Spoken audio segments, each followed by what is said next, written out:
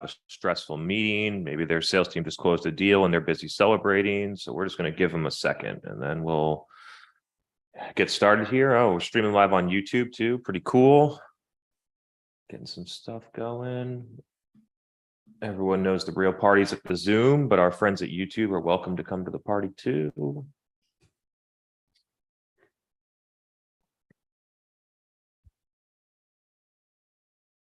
Yeah. Awesome.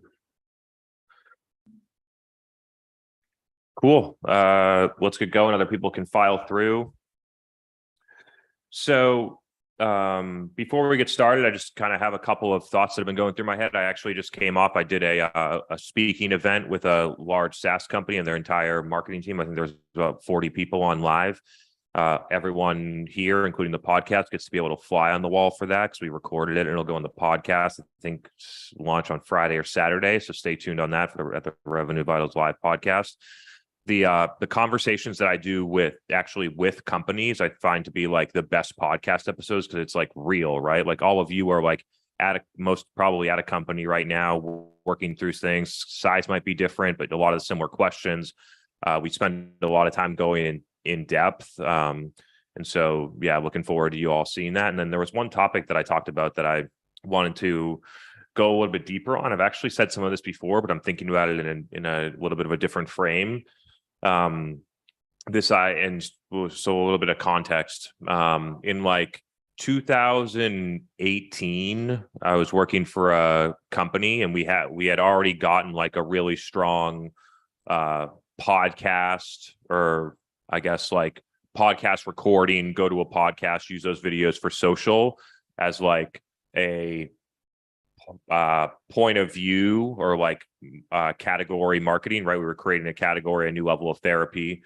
And then I was trying to bring in this idea of like, we need more like business relevant, product relevant content that can match and bring people that are already aware to now know, what does our business do? What products do we offer?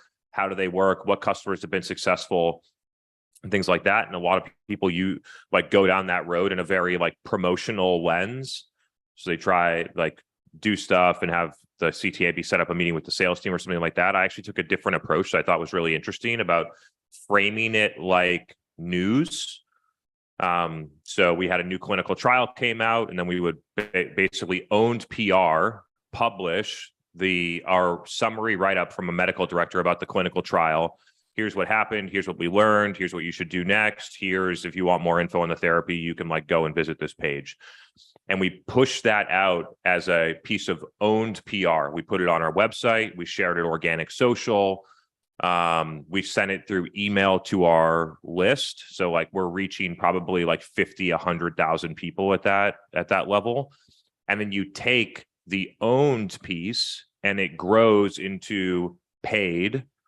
So then we took that and then we had the press release and we boosted it to all of our top target accounts. We had a very defined TAM at that point. So then we were boosting it. And now everyone in the country that is our relevant market knows that this new clinical trial came out. They know if they want to read it, they can go here, and they know what the general results were. So you could think about this as a product launch, or there's a lot of different angles to it. And then what we found is through the owned and the paid that we got earned. So then the magazine wants to write about it. This person wants our CEO to come and speak at the like local news station about the trial, and you start getting earned PR from it. And it got me like, so that it was an interesting thing. And then it got me thinking about how we approached our podcast and organic social through my personal profile in the podcast, which was that we started it owned. So I was building the podcast. I was posting on my own LinkedIn network. We didn't do as much paid in this scenario, given our business model and our gross margins, but you could have easily added a paid level there. And then through the owned, we had a ton of earned, people coming and saying, hey, Chris, can you in the podcast? Can you speak at my company? Can you speak at this event? Can we write a Forbes article about you? Do you want to be on this local TV show? And all the earned came by executing the owned well, which brings attention in and then gets the earned. And so the take home here is it's interesting to think about some of these things like a podcast or LinkedIn and as a distribution channel, to think about it as a owned PR channel, if you think about it in the right way. And it's interesting to think how website content, whether it's press releases, blogs, data and insights that you create, things like that, can then be brought in as like more news. So it's not like, hey, we have this product, come by. It's like, hey, this company just launched this new feature. And the whole goal of it is to have your entire market understand this specific piece of information. We launched this trial, we launched this feature, we have this product, this company uses our product, this company is being successful. We just analyzed our data set and found this new insight that you're going to find valuable. And that stuff can be pushed out through any of those different channels.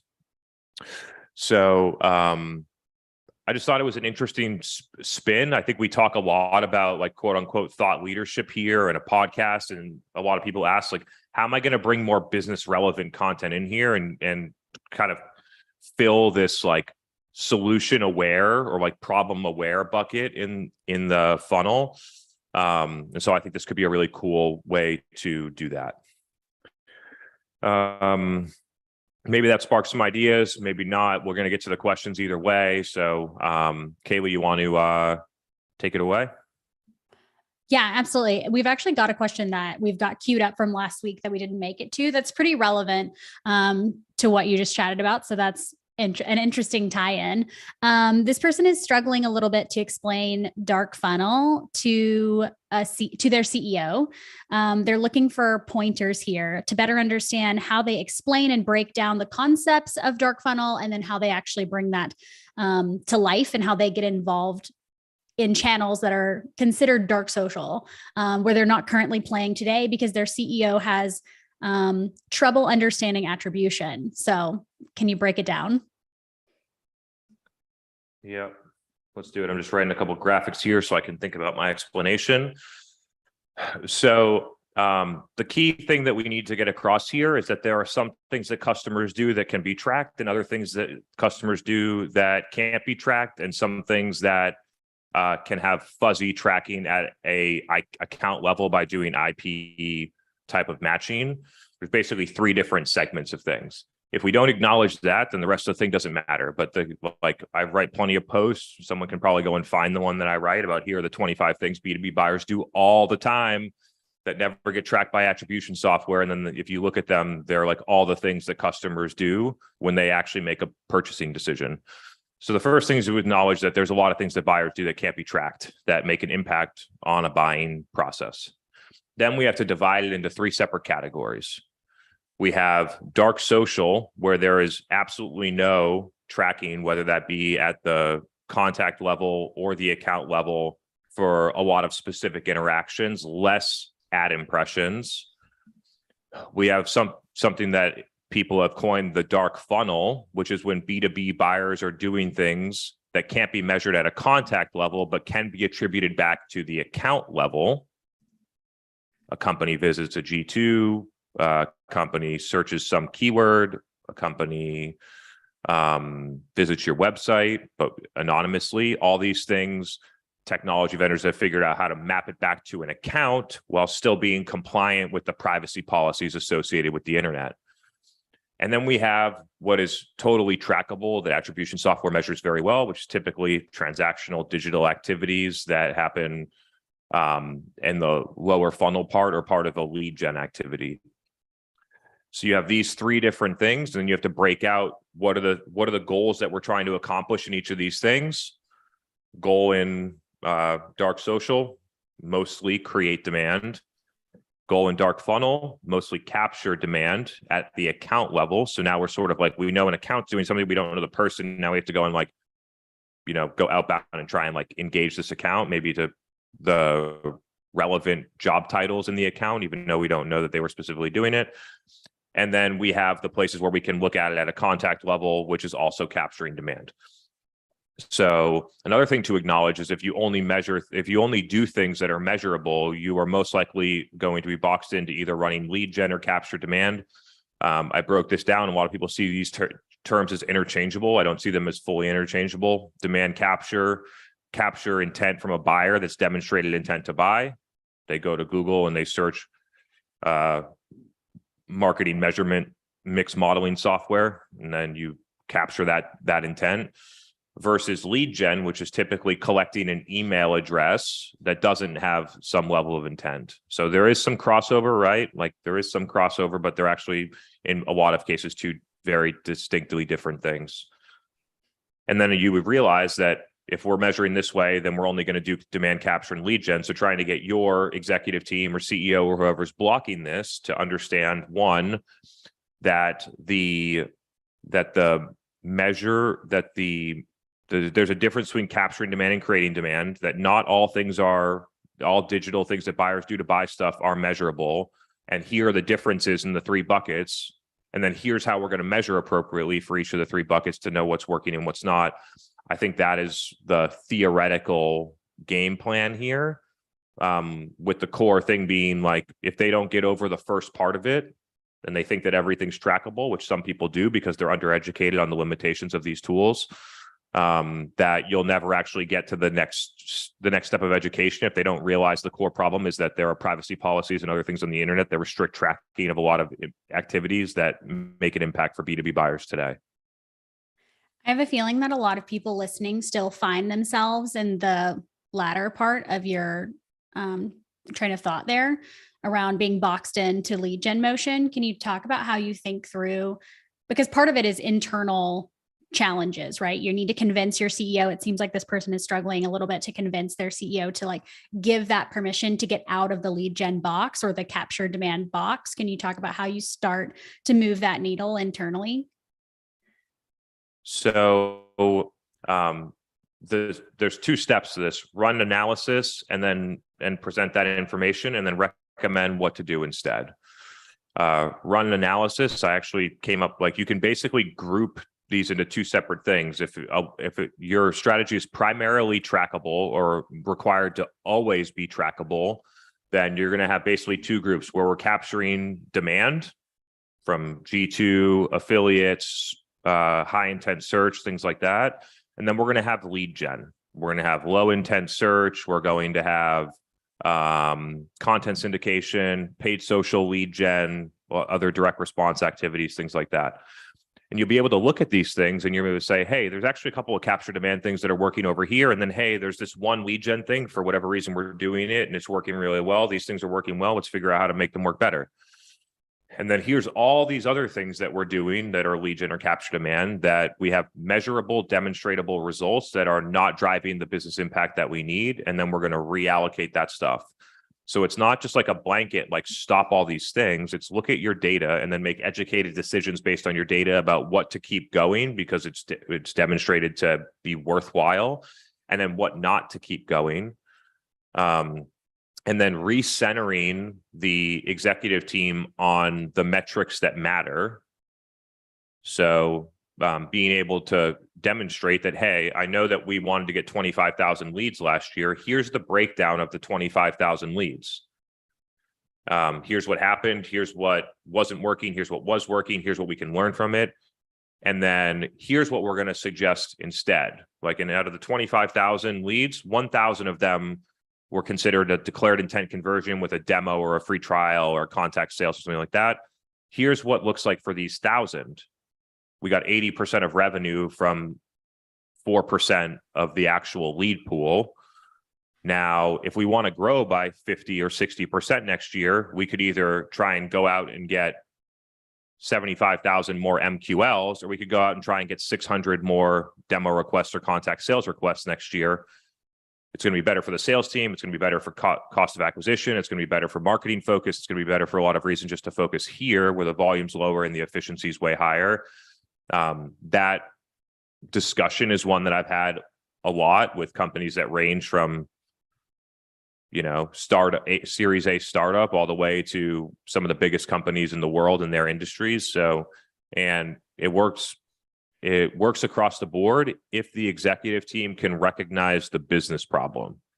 If they see marketing as an operational support for sales, where all marketing needs to do is just get a certain amount of MQLs, and then our sales team is going to hit the number through outbound and events and MQLs and whatever we got to do. If it's sort of like that old school go-to-market motion, then you may not have a lot of success convincing to shift. But At some point in a company's growth journey, they'll feel this pain that the MQL, scaling the MQL model isn't going to scale revenue. They'll feel the pain hard. Revenue will decline. Cost of acquisition will go up. Sales productivity will go down.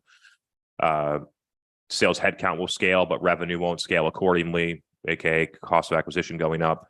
And at some point, they're going to have to address this problem. And it's recognizing if in your business you're actually feeling the problem right now. Yeah, I think it's a really good point. Especially when they start to feel the pressure, that's when they'll come to you. If there's opportunity, which it looks like you're trying to seek now, to get proactive and be ahead of the curve, I would use that data in your favor to help tell your story internally. This is also a really great time to do it, given the sort of macroeconomic situation and things like that. A lot of pressures coming down on budgets. So, some company doesn't have $600,000 to blow on MQLs that don't close on Google ads anymore per month, which gives, and when resources are tight, it creates flexibility and innovation sometimes. So now is a really strong time to sort of like think about shifting the strategy. When times get tough, people consider alternatives. So.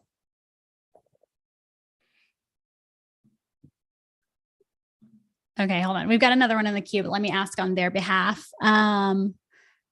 Tatiana wants you, Chris, to share your opinion of LinkedIn promoted posts from a personal account. So we know this feature is currently in beta with LinkedIn right now that allows you to promote posts from a personal brand on behalf of a company. Let's see. She wants to better understand your advice. Would you do this? Would you not? How would you approach it? Do we know anyone else that's doing this or doing it well, et cetera? Yeah, for sure. So yeah, LinkedIn has launched I think it's in beta right now, where you could take, like, I write a post a week ago and then Refine Labs company page with my authorization goes and takes that post and then promotes it to a targeted list via paid for guaranteed distribution. We've kind of not perfectly, but we've kind of already been doing this at our company for a while, where we would take one of my posts. So we basically just take the video and the text, and then we would copy it into an ad on the company page and then run that ad to target accounts. So we've already quasi been doing this anyway. The only difference is now that it comes up with my profile, not just Refine Labs for the company profile. That's the main difference. If you look at other platforms and how this is played out on, say, like a Facebook or an Instagram, like you can see this a lot in influencer marketing on Instagram. Like some influencer will create creative, a review, a piece of a video, a testimonial, a story, whatever. And then the company, the product company will boost that post that shows up under that person's brand about their product. So the company will actually pay to boost someone else's post that isn't part of their company as an influencer marketing play. So I can see this playing out in a couple of ways. One, company can use it to promote content from people that work at their company, perhaps their CEO, perhaps an evangelist, something like that. Perhaps because it's coming from a person boosted instead of a company, it's trusted more, it gets more engagement. Perhaps these are things, I'm not positive, but I would imagine that the engagement from the organic post gets carried over to the paid post. It was interesting. I hadn't thought about this, but in 2017, I told the story at the beginning. We used to do this. Like we had on Facebook, we had a Facebook following. It wasn't through personal profiles, but the exact same motion. Like we would post a case study on our organic to 20,000 followers. At that point, Facebook was operating really interestingly. So it got a bunch of engagement, and then we would take that post that did well, and we would go and run it to all target accounts when you could target accounts on Facebook in 2016 before Cambridge Analytica. And so it's the same motion of posting an organic post, using organic to tease out, is this good content? Are people engaging? Things like that. And then taking the ones that win and amplifying them to paid to people that you exactly want to see it. I think this is a really strong strategy, whether it's through a personal brand or a company brand. I can see how a personal may work better on LinkedIn, but on Facebook in 2017, the company page worked fine. So I think this is really dependent on the platform. For LinkedIn, I think personal is going to play better. Another way that this could play out is for potential influencer marketing. Maybe this is the way like that companies do it. You got somebody who's a evangelist customer, they're on your customer advisory board, they love your product. You say, hey, can you make a review testimonial of our product? We'll pay you $5,000. They go and make this 2-minute video, and they're actually a good influencer creative, so they can actually make a good video. They get $5,000. They give them the video. The company posts organic. It starts working well organic. Then they take it paid and they run it to all their target accounts.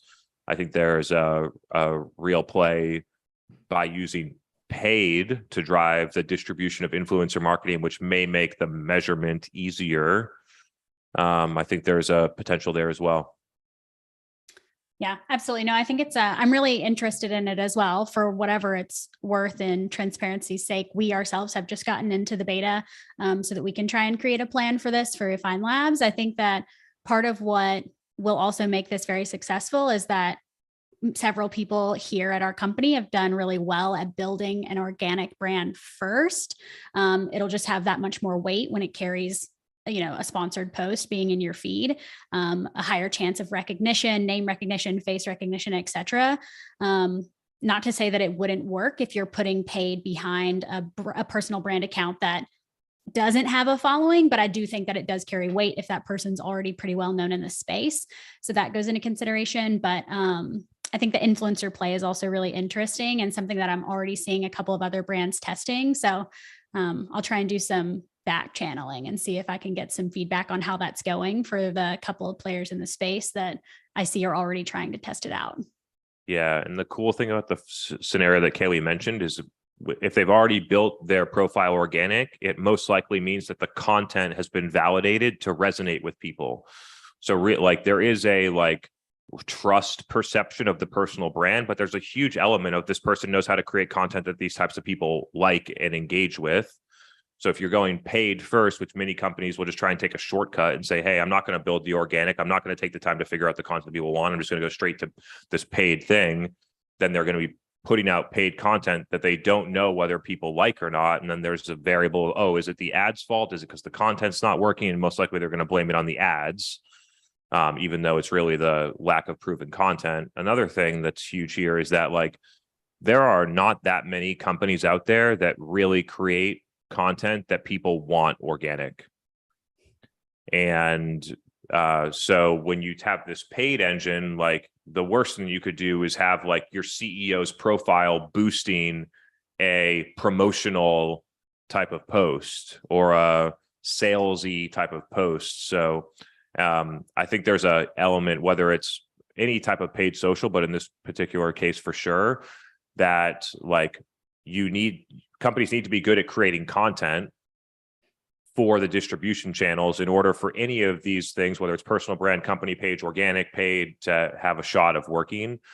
And it's a real advantage now, being able to create organic content for social platforms. Ideally, video mobile first is a huge advantage for the companies that are able to do it. Yeah, like all new tactics in marketing, it can definitely get soured quickly if people run it into the ground and don't have a good strategy behind why they're doing it.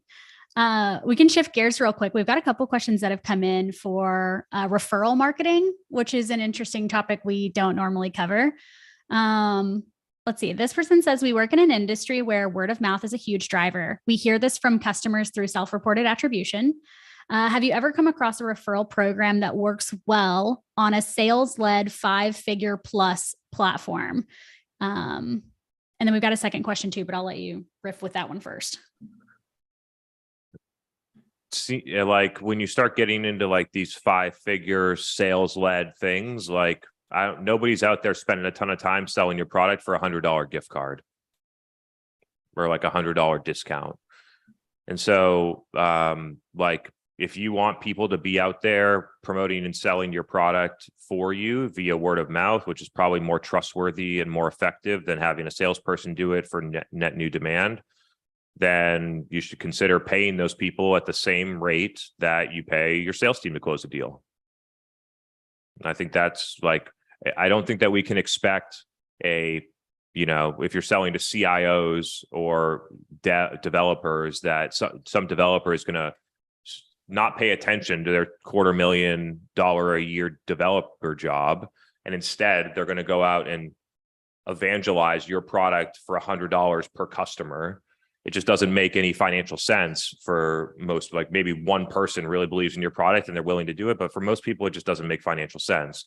At this point, you're in a partner model. You're like in a HubSpot partner model. If you're going to be closing this level of annual deal sizes and you want someone to go and invest the time for a thing like that, like for some deals in HubSpot, we get like $6,000 a year perpetual, maybe more, right? And so that can be like a substantial amount for an individual to do it. So I think it's about changing the financials. Like a lot of companies in the referral, like if referral for self-service is probably very transactional, right? So like self-service is a different story. Send the link, post the link. Some people buy it. You get $20 per person that converts. Like that's one thing.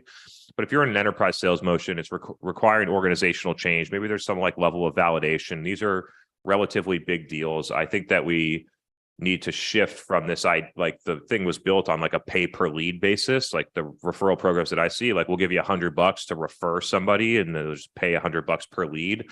I think we really need to shift to pay per customer and pay a lot more. There's a long time ago, I did a podcast episode with Kevin Dorsey that was sort of on this topic about leveraging your best customers to help you sell deals. And I think that, I don't know if I would be guessing, but I think it was like episode 37 or something. It was a long time ago. But someone can find that, where it was like, he had a lot of interesting perspectives about, so if you have customers that evangelize your product, how to incentivize them in a real way to get them involved with taking reference calls, with talking to a customer. He actually suggested at some points that like when the person comes in after the first call with a seller, that they actually just say, hey, we want you to talk, this is a good fit, you're good. We want you to talk to one of our customers, and just use that as a second step in the sales process.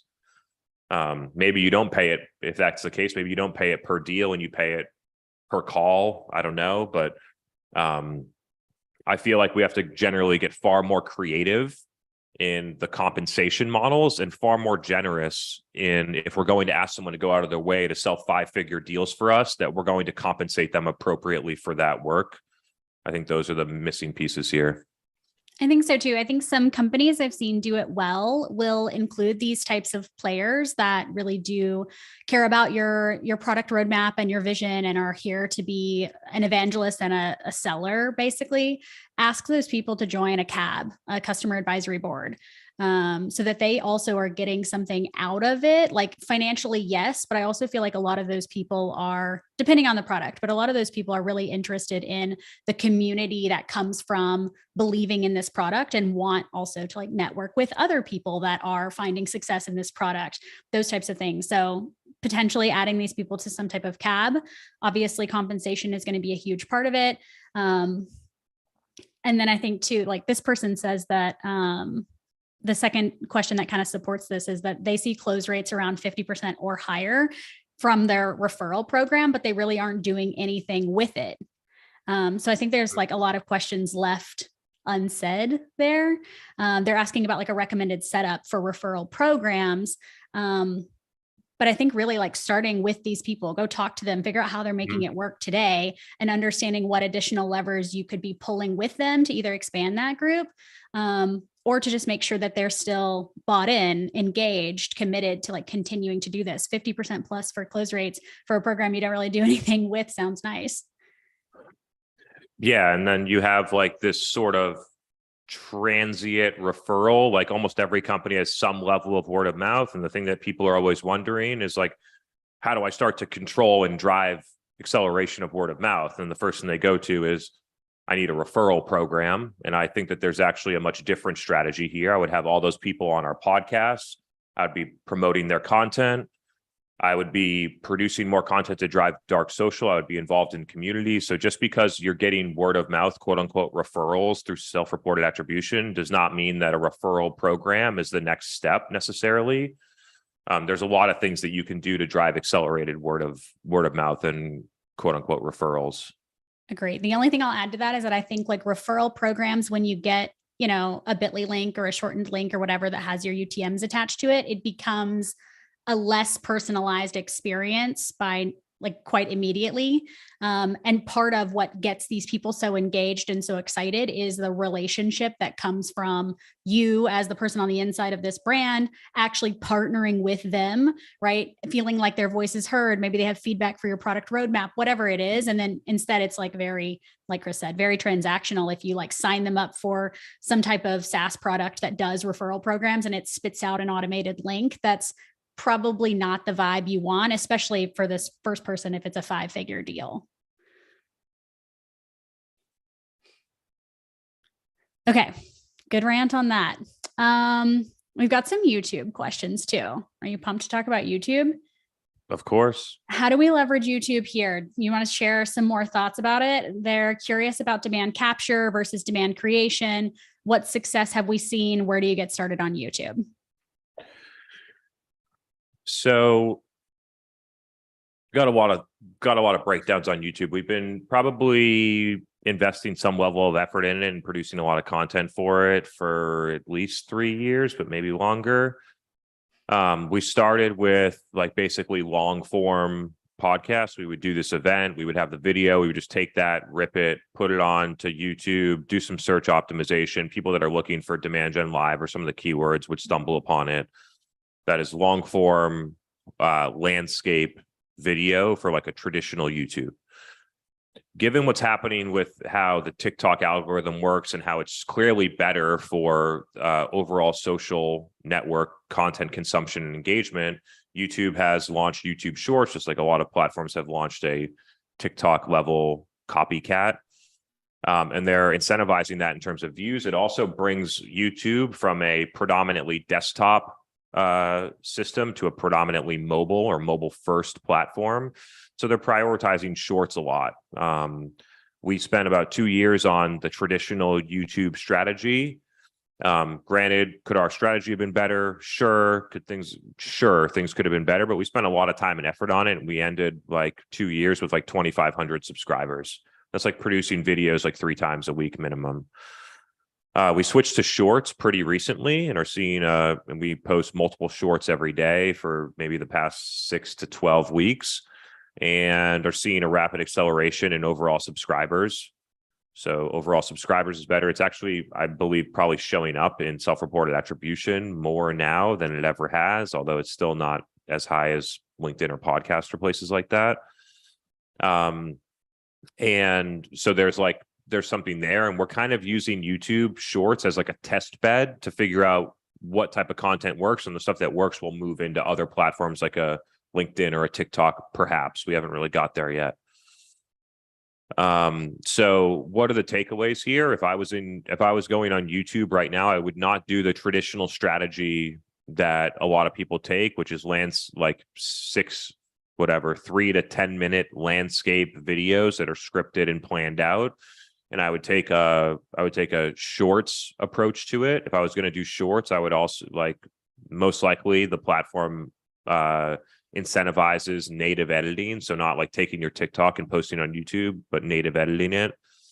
If I was going to do that, I would also consider sort of like the initial experimentation, posting similar types of content on TikTok and Facebook Reels as other options to see which distribution is going to fit the right way. YouTube has a powerful search feature, but the search feature is going to be in play for shorts and landscape. And if you look at the actual search feature, shorts is heavily prioritized right now for overall search inside of YouTube, not necessarily in Google SERPs. So that's what if I was in there, I would be making mobile first vertical video for shorts. Which, by the way, YouTube video is hard either way, landscape or mobile. But like I mentioned on the content and B2B companies, like thinking about creating content for a LinkedIn paid promoted post, like take that and have a B2B company try and make TikTok content that works or YouTube short content that works. There are not many companies out there that can do that right now. It requires it's just a very different skill set and mindset to be successful, which is why there's a great opportunity on some of these platforms, because the content creation is harder than on LinkedIn when you can go to ChatGPT, ask them a question or tell them to write a post and just post the text. Like, you can't really do that on shorts or things like that. So the barrier to entry of content creation is higher, which means that less people create content, which means that you have more opportunity for organic reach until people are able to catch up and create content that way.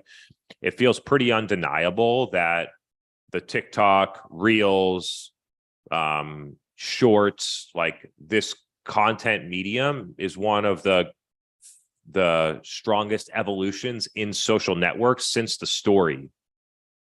I don't know when the story got copied by Instagram from Snapchat in like 2014, 2016, somewhere in that range. And then it's been stories for a long time.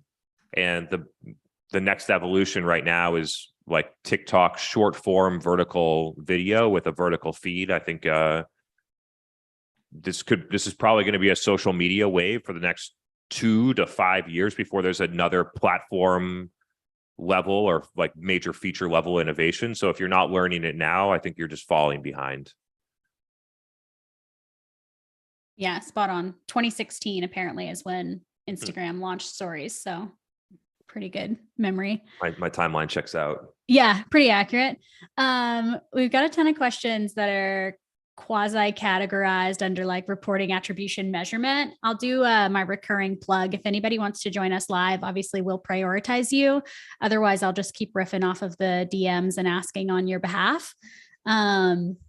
This one says, as a marketing leader, what would you identify as key leading indicators of perceived future success that you can share to a board level? We have a board that's happy with the strategy that we've rolled out. It says, thank you. Apparently they've taken some of your advice. That involves educating the marketplace. They have a new podcast and they've implemented self-reported attribution, but they want to make sure that their success is not just at the moment, but instead something that can and should be sustained.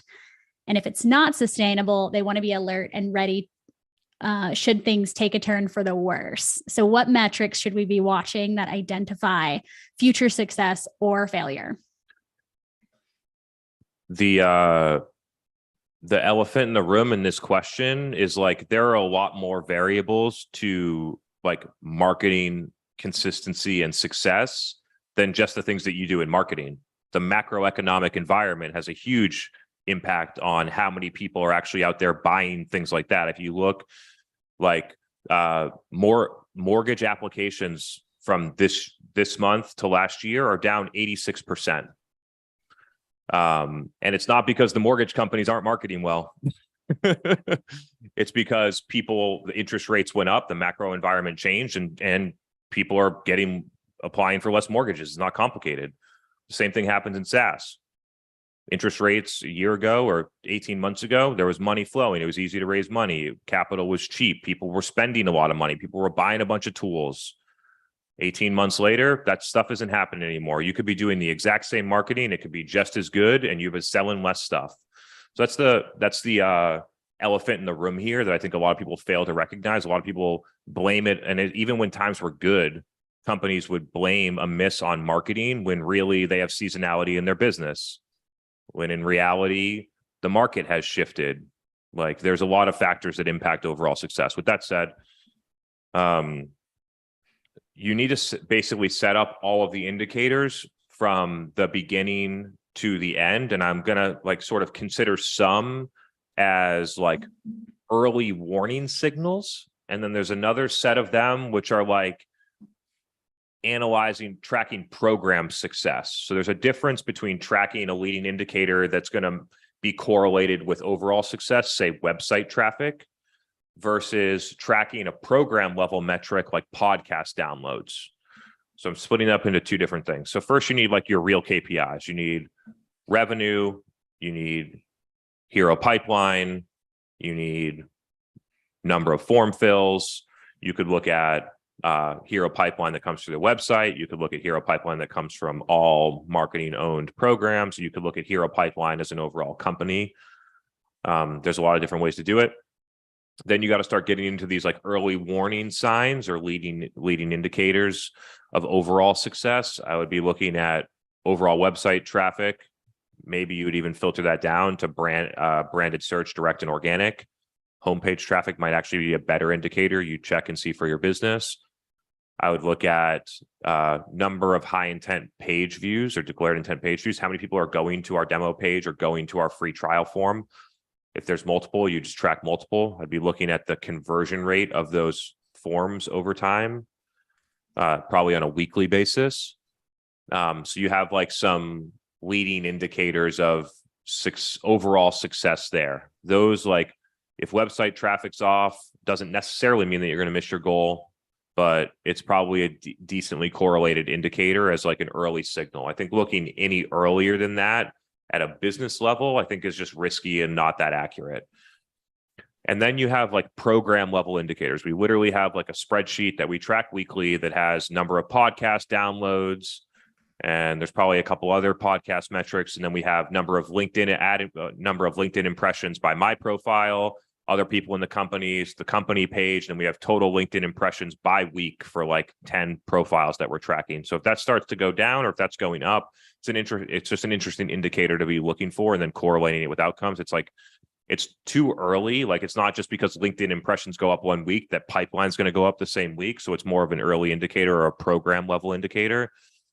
I think we look at YouTube subscribers. We probably look at YouTube total watch time. Like, so you have like program level indicators, which hopefully are growing, right? Hopefully watch time's growing. Hopefully subscribers are growing. Hopefully you're seeing some level of an acceleration or exponential, which happens on most platforms, but not necessarily LinkedIn. LinkedIn is a very linear platform for whatever reason. And then you have basically a set of indicators that say, I know how to monitor the success of my individual programs. And then I have leading indicators that are going to be early warning signals. And then I have the true metrics that I'm going to report to the board that matter, which are probably just pipeline and revenue. I also want to talk through, so that's like a blanket overview, but I want to talk through a separate scenario where a company like the marketing engine might actually, or a segment of the marketing engine might only be focused on the top 2,000 accounts or something. Let's just pretend it's 2,000. So in that case, I would actually just be measuring the overall pipeline impact against those 2,000 accounts. If you have some types of software, you can be tracking quote unquote engagement from those accounts, which is typically someone at this account came on our website. It doesn't get that much more complicated, but vendors like to make it seem like it's a lot more complicated than that. But basically these accounts have been on our website, which I think is an interesting indicator. What total coverage are we getting in terms of companies on our like target accounts on our website every week, every month? You decide the frequency. I think that's when you're at it like an account-based strategy, I think that's an interesting indicator. You could use the account-based on the other side too, right? If you're running a full like demand strategy where one segment happens to be your strategic accounts, you could still use that as a early indicator for that segment as well.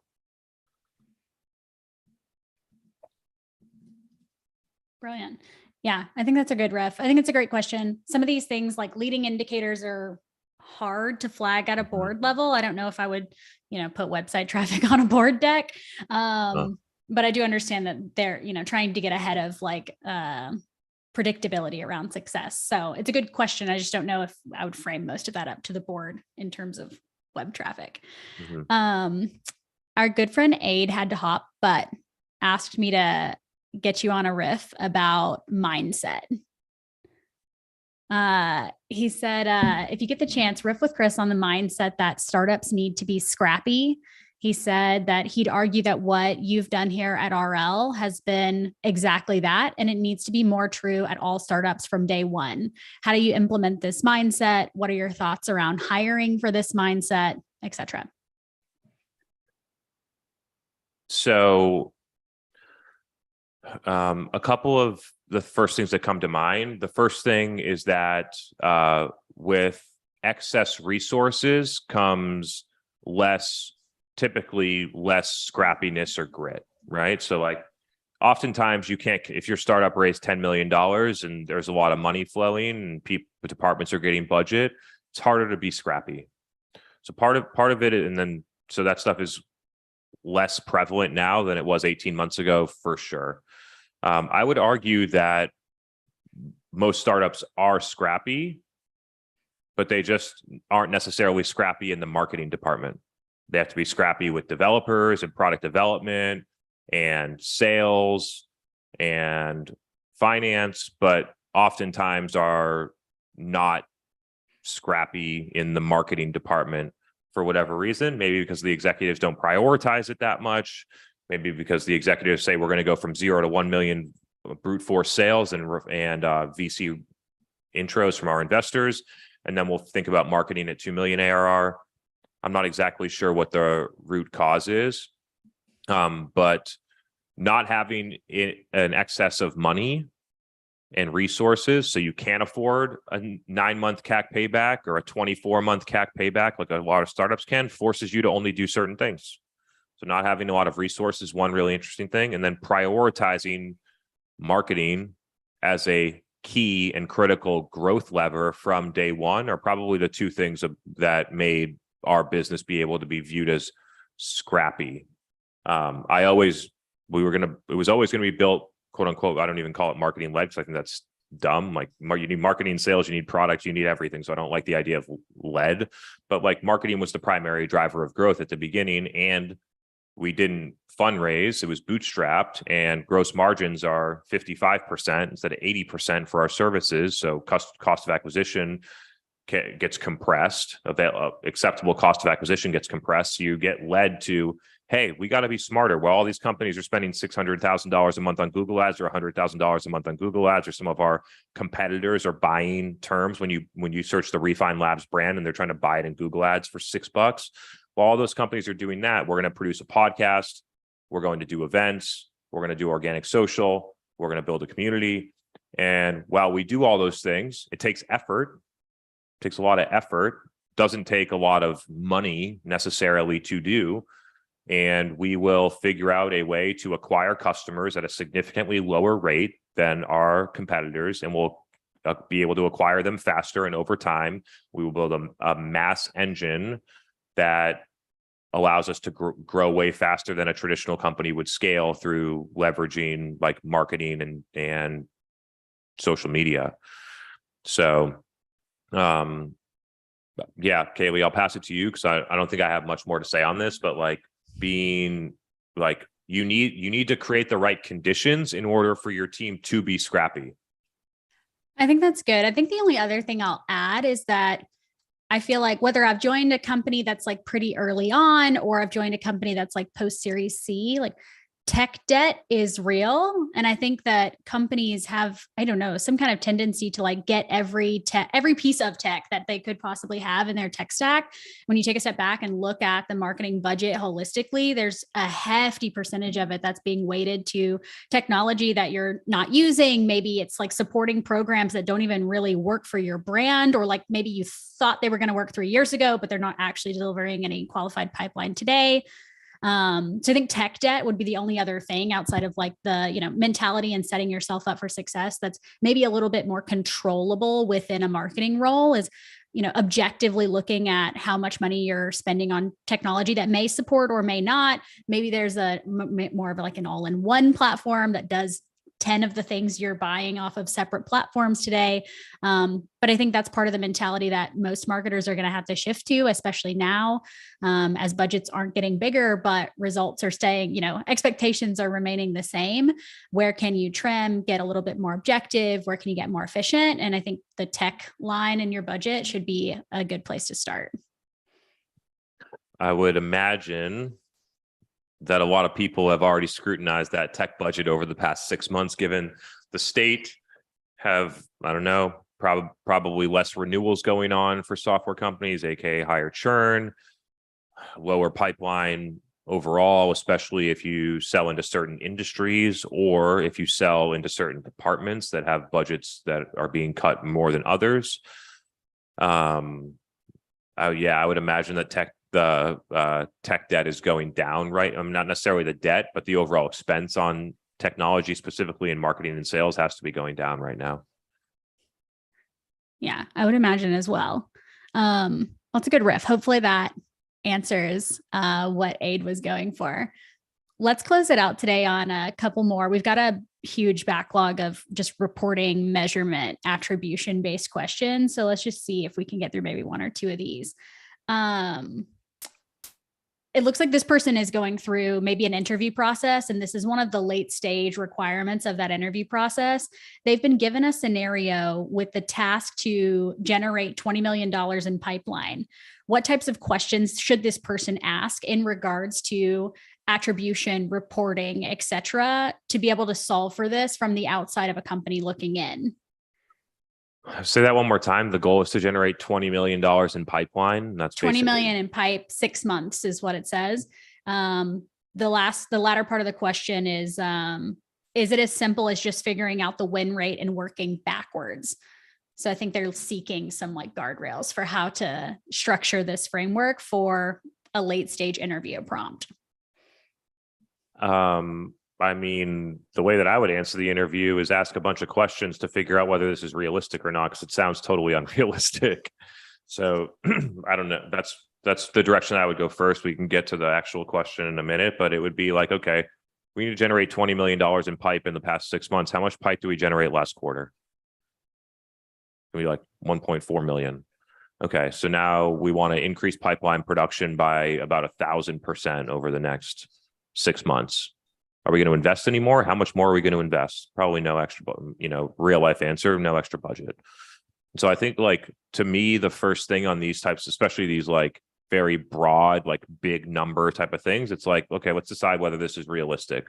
And then some mapping, what is the expected cost of acquisition? What's the expected cost per sales qualified opportunity?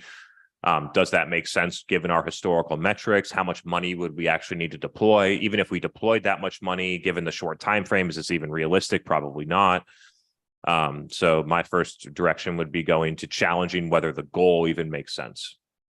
From there, they want to generate it's interesting also to understand from the perspective of to try and put yourself in the company's shoes and say, what are they like they've given me this information intentionally, what are they trying to get me to do? So thinking through that, like I would expect that this company, it's weird, they didn't give you ACV. Maybe they did and you just didn't include it in the question, but you like really to do anything here, you need ACV, you need win rate, you probably need some cost, like some type of cost baseline assumption for something, whether it's cost per MQL, cost per SQO, allowable CAC, like you need something to figure out how much money you need. Then you got to figure out how am I going to deploy this into programs. If you have 6 months, then a lot of the programs are going to be short-term oriented. You could go and look and say, is like, you're probably restricted to affiliates, search, like some brief parts of demand creation, software advice, which is sort of an affiliate anyway. Like you're sort of restricted to those things. Is there even 20 million in pipe, 40 million in pipe a year, 20 million in pipe in 6 months available demand for our market? So maybe I didn't ask the question perfectly, and Kaylee, maybe you can like take it a little bit further, but like I don't think there was enough information in this question. And it makes me question whether it's like, whether you should be answering the question or challenging the question. Right. I think that honestly, the way that you answered this was similar as I was reading it. I have been, adjacent to several colleagues or, future colleagues that were going through a late stage interview process where the prompt is actually framed ridiculously unrealistically to see how you would react in that scenario. And if you would challenge it, or if you just roll with it and create a plan that is pretty fluffy that you're trying to just math your way into making it make sense, even though the person asking it knows it doesn't. So I don't know, 20 million in pipe in 6 months with like no additional details. I think that, Chris has set some guardrails for things you should go back to this company and ask for. But, just keep it in mind that maybe they're asking this with the intent that you challenge them, because maybe that's the type of relationship they're looking for in a strategic hire, like this position that they're trying to fill.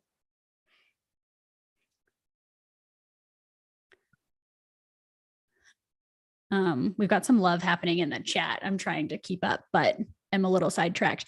Chris, do we have time for one more? Let's do one more. Yeah. Let's do this one from Artem here. Give me 1 second. I'll bring you on live and y'all can riff. Hey, Chris, Kaylee. Hey, glad to have you here. Hey, good for you to be here. Yeah, let's do it. Yeah, thanks. So I wanted to ask you, how would you actually start creating demand activities for like software development company, software vendor? Usually it's like from, let's say, 100 to 500, like, or even to 1,000 headcount, that mostly focuses on demand capture activities like SEO, lead gen, outbound, and other stuff. Because what I see right now is that, like, I'm in a marketing agency, and we have a lot of people from the niche that come to us asking for precisely lead gen, like demand capture stuff, and we try to educate them that, hey, you actually need both, but they don't see any successful cases that work, and they have like they like trust. But I see that this thing is actually really becomes really important right now. Just like to give you the context, I'm talking mostly about Ukrainian market, and like with the whole situation, with the like not just the recession, but the war, like, and all the stuff that's going on, the demand on like Ukrainian services, despite it's being like a huge outsourcing destination, like there's been a lot of concerns, and it give like concerns about the war give customers like some questions, like whether they should go for another Eastern European destination vendor, or like they would risk working with Ukrainians. And that's where I think that like brand telling a story is actually an additional like decisive factor to go with the company. Because like if you don't have that, you're actually just one of the guys. But I actually struggle to communicate that properly, because again, they haven't seen any good examples working in software development vendor niche. Mm-hmm. Totally get it. Regardless of whether it's software development or enterprise SaaS or product-led SaaS or financial services or whatever, like it doesn't, software development is your case, but companies in every industry do the same thing. I do it all the time. So the first thing to know is that demand creation strategy will never work and will never see the light of day in a company if management doesn't get it. So if management doesn't get it, because if management doesn't get it, then they're not going to change the KPIs. So therefore, the things that you're doing to drive demand are not going to be recognized in the KPIs. Then they're going to look at it in a quarter and say, all this money's going here, but there's no KPIs or no leads attached to it. We're going to kill this program, right? So like management has to get it, change the metrics, and then allow the team to execute. So that's like the first thing to know. So if you're talking to an individual contributor, like they don't have control over making this change. You're talking to the wrong person. So that's one thing. A second thing that I would consider, like, hey, a lot of people are coming to you for lead gen or demand capture. Maybe you consider just giving them what they want. So that's something to consider as well. Proving it out and then seeing over time if you can like get them to change. But I'll be very clear on this. I've been doing this for 4 years. Getting a company to change their metrics and their go-to-market strategy away from the thing that they've been doing for the past 10 years, the CMO and the CEO and everyone feels comfortable with, and all their VCs tell them to do it, and all their peers are doing the same thing, and getting them to change away from that is really fucking hard. I do it every day. And it's easier for a lot of companies out there to sell cold calling services or lead gen services or technology to help you do lead gen or other things like that. It's way easier to get a company to just buy something that already fits into the things that they believe versus taking all the effort to try and help them change to something that is going to be better for them long term. It's just easier to sell them the shit they already think that they need, right? Not to say that you should do that. I'm just saying that the alternative is hard. So that's more framing it to you as a business person, right? I'm not sure what your position is or things like that, but like as a business, like trying to get a company that thinks they want something and to convince them to change their metrics and buy something else is just, it's hard. So that's something to know. If you are like, another option would be to sell, instead of just trying to say, hey, you think you want this, but you actually want this, try and sell them the unbundled. Hey, we can sell you lead gen where we run content syndication and paid social for ebooks. We can sell you demand capture where we focus on high intent buyers and trying to drive high intent conversions for people that want to buy and are showing intent. And we can help you with demand creation that's doing this, and we need to measure it this way. Which of the three, if any of them, would you like? Right. And then maybe you can just give them the option. That's like if I was your business partner, that's what I would tell you to do. Mhm. Yeah, thanks, Chris. So yeah, I'm head of marketing, so I'm head of marketing, so I mostly talk with customers like in terms of research and like trying to get to know their pains, challenges, and how we can help. But what I see, before that, I've been actually in sales, in software development. Like thanks to your podcast, like I decided to switch to marketing. Cool. And yeah, and after that, I like realized that there's actually a lot of room for improvement in the niche. And even as we like start working with them on like outbound lead gen and other stuff, it's the mindset thing that we actually struggle with, because it's still like, hey, let's scale, let's just go for more lead volume and stuff. So I try to like talk to people and evangelize like the other side of the field and like create more content on LinkedIn to like share my thoughts on that. But again, it's like with the pressure of the market, I think that it's still more about quick results than long-term like it's always been about quick results. Yeah it really when the economy was thriving in 2021, still everyone was like, I need to get I just have more money, but I need to get more shit fast, right? So like it's always been about fast results driven by the pressure on VC fundraising and expectations of people that they're going to be a trillionaire in 5 years and a bunch of other stuff. So it's always been short-term oriented, especially in the spaces that we play in. What you're really describing is the difference of whether you're a sales company or a marketing company, not for your business, but whether you're thinking about growing your own business or whether your customer's business. Like there's not many companies that are both. You're a sales business, which means that you use marketing to get leads, and then you scale headcount through sales and SDRs and outbound, and basically marketing is doing lead gen. Or you're a marketing company that recognizes that if you're able to get this right, then it's going to basically overall rise all the boats of acquisition, make your sales team a lot more productive, and make your go-to-market motion a lot more efficient and effective long-term. And there are companies that used to be a sales company and then went to be a marketing company, but it's like basically ingrained in the company's DNA. Like it's real, like once you're one, like it's real, it's not impossible, but it's really challenging for the company to try and make that switch from a sales company to a marketing company without significant management and leadership change. So I just wanted to put that out there as well. It's like almost that simple. Yeah, you're totally right. Like that's what we're doing right now, trying to switch from lead gen like to marketing, and it's a long run. Thanks. Like you shared a lot of stuff that gave me some interesting thoughts, and I'll definitely think over about all of it.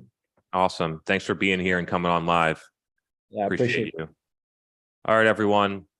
We are 6 minutes over per usual. I should just start booking this out until 1:15, so I have some time, but I'm running a little late for my next thing. So I'm going to hop off. Again, appreciate all you being here, the questions. It's just great to see everyone. So we'll be back next Tuesday. Can't wait to see you there. Hope you have a great rest of your week.